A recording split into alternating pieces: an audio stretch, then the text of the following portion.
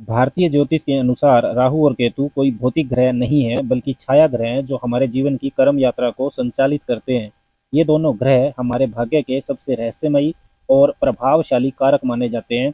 राहु जहाँ इच्छाओं, भौतिक सुख साधनों और माया का प्रतीक है, वहीं केतु आत्मज्ञान, पूर्व जन्म की सीख और मोक्ष की ओर ले जाने वाला ग्रह है। इनका असर हमारे जीवन के उत्थान और आध्यात्मिक जागृति में महत्वपूर्ण भूमिका निभाता है। इस वीडियो में बात करेंगे कैसे राहु केतु आपकी कुंडली में आपके भाग्य का खेल तय करते हैं।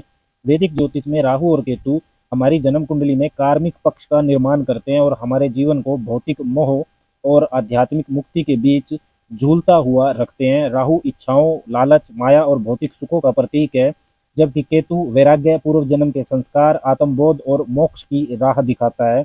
इनका प्रभाव इस बात पर निर्भर करता है कि ये ग्रह कुंडली के किस भाव और त्रिकोण में स्थित हैं। ये स्थान ही तय करते हैं कि जातक का जीवन भौतिकता में डूबेगा या आत्मज्ञान की ओर अग्रसर होगा।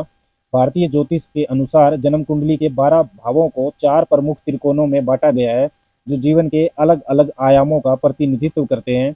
ये त्रिकोण न केवल आपके स्वभाव और सोच को दर्शाते हैं, बल्कि आपके कर्म, लक्ष्यों और मोक्ष की यात्रा को भी उजागर करते हैं। सबसे पहला त्रिकोण है धर्म त्रिकोण, जो बनता है पहले, पांचवें और नवम भाव से।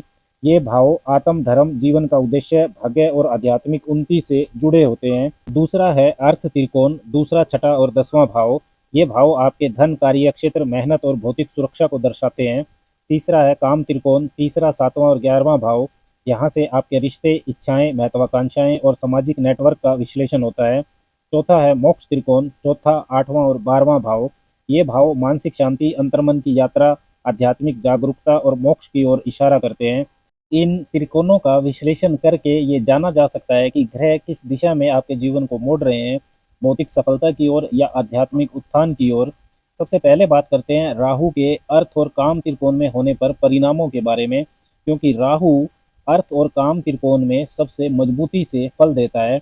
वैदिक ज्योतिष के अनुसार जब राहु अर्थ त्रिकोण मतलब दूसरे, छठे, 10वें भाव या काम त्रिकोण तीसरे, 7वें या 11वें भाव में स्थित होता है, तब यह जातक को भौतिक समृद्धि, सामाजिक प्रतिष्ठा और तीव्र इच्छा शक्ति से भर देता है। आइए जानते हैं राहु का इन भावों में कैसा फल रहता है।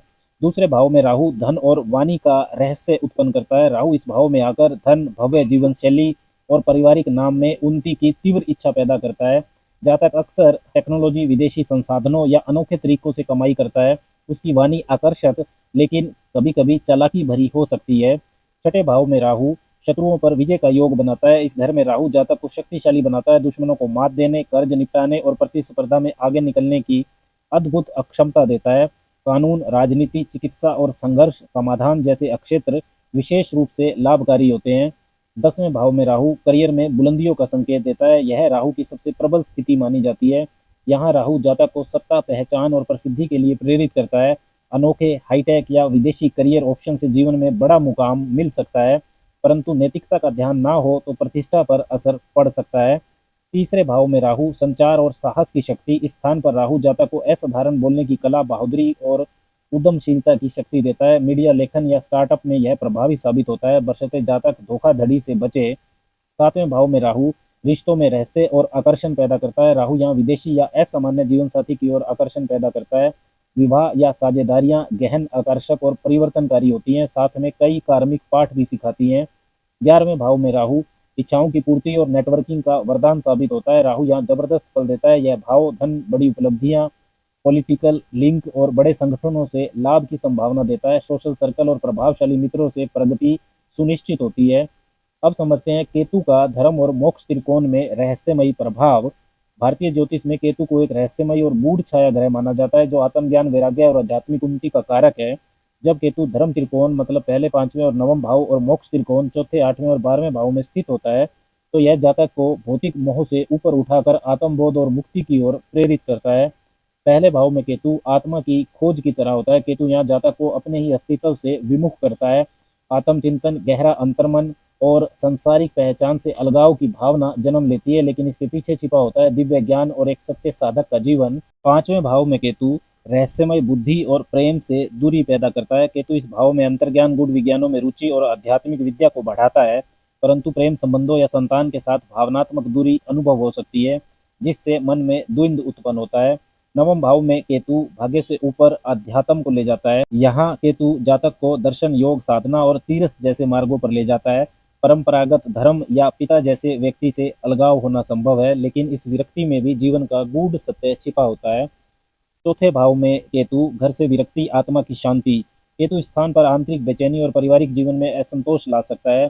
यही बेचैनी अंततः जातक को ध्यान, मंत्र और साधना के मार्ग पर चलने को प्रेरित करती है। आठवें भाव में केतु, आध्यात्मिक परिवर्तन और रहस्य। यह भाव केतु को गहराई देता है। जातक जीवन, मरण, ज्योतिष, तंत्र और गूढ़ विषयों में रुचि लेता है। अचानक घटनाएं उसे अंदर से पूरी तरह रूपांतरित कर सकती हैं। 12वें भाव में केतु, मोक्ष की अंतिम सीढ़ी। केतु यहाँ पूरी तरह से जागृत होता है। जातक एकांत, ध्यान, सेवा और आत्म निरीक्षण की ओर मुड़ता है। यह स्थान मोक्ष प्राप्ति, नैतिकता से भौतिकता की तरफ जाना, भौतिकता से मुक्ति की तरफ जाना और आत्मा की स्वतंत्रता का प्रतिनिधित्व करता है। अब बात करते हैं राहु केतु का क्या महत्व है जीवन के संतुलन पर। भारतीय ज्योतिष में राहु और केतु को हमारे जीवन के कर्म मार्ग के दो छोर के रूप में माना जाता है। राहु जहाँ इच्छाओं, भौतिक सुख सुविधाओं और सामाजिक महत्वाकांक्षा की ओर खींचता है, वहीं केतु आत्मा को मोक्ष, ध्यान और आध्यात्मिक शांति, आत्मिक शांति इनकी ओर ले जाता है। लेकिन सवाल ये है, क्या आपकी कुंडली में इन दोनों छाया ग्रहों का संतुलन बना हुआ है? अगर नहीं, तो जीवन में असंतोष, भ्रम या अकेलेपन का सामना करना पड़ सकता है। राहु लाभ का, मोह या सफलता का साधन। जब राहु 11वें भाव में होता है तो यह धन, प्रसिद्धि और सामाजिक नेटवर्किंग में बेमिसाल बढ़ोतरी देता है। लेकिन अगर इसे सही ढंग से नियंत्रित ना किया जाए तो यह व्यक्ति को कभी ना भरने वाली लालसा और अंतहीन असंतोष में झोंक सकता है। वहीं केतु, वैराग्य का वरदान या एकांत की उलझन। केतु जब 12वें भाव में स्थित होता है तो यह आत्मा को आध्यात्मिकता, ध्यान और परोपकार की ओर प्रेरित करता है। लेकिन यदि कुंडली में इसे संतुलन देने वाला तत्व ना हो तो यह व्यक्ति को अकेलापन, अवसाद या दुनिया से पलायन की भावना भी दे सकता है। कैसे करें राहु और केतु का संतुलन? इन दोनों घरों के प्रभाव को समझने के लिए कुंडली में इनकी स्थिति, राशि, भाव, दृष्टि और स्वामी घरों की शक्ति का सूक्ष्म विश्लेषण आवश्यक है। राहु और केतु साथ मिलकर यह दर्शाते हैं कि आपका जीवन किस दिशा में बढ़ रहा है, सांसारिक आकर्षण की ओर या आत्मा की मुक्ति की ओर। राहु केतु के जरिए कैसे पाएं भौतिक सफलता और आध्यात्मिक शांति का संतुलन? भारतीय वैदिक ज्योतिष में राहु और केतु को सिर्फ ग्रह नहीं बल्कि आत्मा की यात्रा के दो अनमोल पड़ाव माना जाता है। राहु जहां आपको संसार से जोड़ता है, अनुभव, महत्वाकांक्षा और भौतिक उपलब्धियों की ओर धकेलता है, वहीं केतु आपको सिखाता है इन सभी भौतिक चीजों की एक सीमा है और अंत में आत्मा की शांति केवल वैराग्य और आत्मबोध में ही है। राहु देता है अवसर और अनुभव। राहु का प्रभाव जीवन में वो स्थितियां लाता है जो आत्मा को दुनिया देखने, सीमाओं को लांघने और कुछ बड़ा हासिल करने की प्रेरणा देता है। यह ग्रह प्रयोग और परिवर्तन का प्रतीक है। केतु देता है बुद्धि और मोक्ष की दिशा। केतु जीवन की गहराई से जुड़ा होता है, ध्यान, आत्मनिरीक्षण और वैराग्य का प्रतिनिधि। यह सिखाता है कि जो कुछ भी हमने राहु के जरिए पाया है वह स्थायी नहीं है। राहु केतु का संतुलन मतलब संपूर्ण जीवन। जब व्यक्ति इन दोनों छाया ग्रहों की ऊर्जा को संतुलित करता है तो न सिर्फ संसारिक कर्तव्यों को निभा पाता है बल्कि एक मजबूत आध्यात्मिक आधार भी बना सकता है। यही संतुलन आत्मा को उसके परम उद्देश्य मोक्ष की ओर ले जाता है।